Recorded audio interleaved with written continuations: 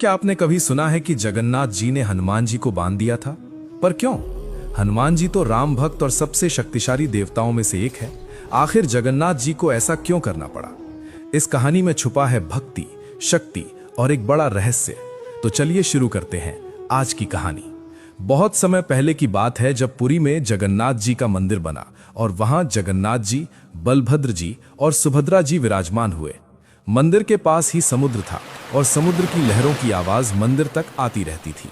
मंदिर में सब कुछ शांत था, लेकिन एक समस्या बार बार हो रही थी।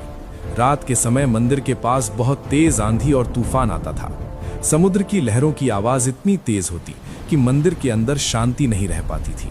जगन्नाथ जी ने सोचा कि मंदिर की रक्षा के लिए किसी शक्तिशाली देवता को यहाँ रखना होगा। तब उन्होंने हनुमान जी को याद किया।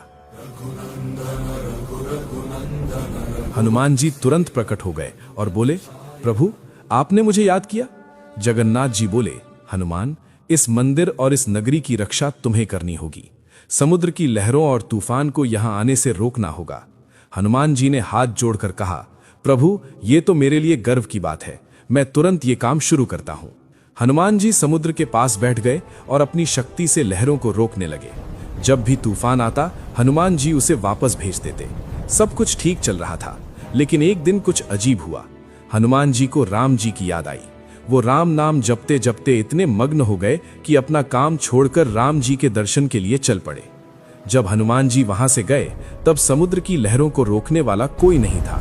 तेज तूफान आया, लहरों की आवाज मंदिर तक पहुंची और मंदिर में शांति भंग हो गई। जगन्नाथ जी समझ गए कि हनुमान जी अपनी राम भक्ति के कारण कभी भी यहां से चले जाते हैं। मंदिर की सुरक्षा के लिए उन्हें हमेशा यहीं रहना जरूरी था। तब जगन्नाथ जी ने एक योजना बनाई। उन्होंने हनुमान जी को फिर से बुलाया और कहा, हनुमान, तुम्हारी भक्ति और शक्ति पर मुझे पूरा विश्वास है, पर मंदिर की रक्षा के लिए तुम्हें यहीं रहना होगा, बिना कहीं जाए। हनुमान जी बोले, प्रभु, मैं कोशिश करूंगा, पर जब मुझे राम जी की याद आती है, मैं खुद को रोक नहीं पाता। तब जगन्नाथ जी मुस्कुराए और बोले, इसीलिए मुझे तुम्हें बांधना पड़ेगा, ताकि तुम हमेशा यहीं रहो और मंदिर की रक्षा करो। हनुमान जी हैरान हो गए, पर उन्होंने प्रभु का आदेश मान लिया। कहते हैं जगन्नाथ जी ने हनुमान जी को एक विशेष शक्ति से मंदिर के पास ही स्थिर कर दिया, ताकि वो कहीं जा न सके और हमेशा पुरी धाम की रक्षा करते रहें। इसी वजह से पुरी में एक जगह है जहां हनुमान जी को बंधा हनुमान कहा जाता है। लोग मानते हैं कि हनुमान जी आज भी वहां बैठकर समुद्र की लहरों को मंदिर तक आने से रोकते हैं। और सबसे अजीब बात यह है कि पुरी के जगन्नाथ मंदिर के अंदर समुद्र की लहरों की आवाज बहुत कम सुनाई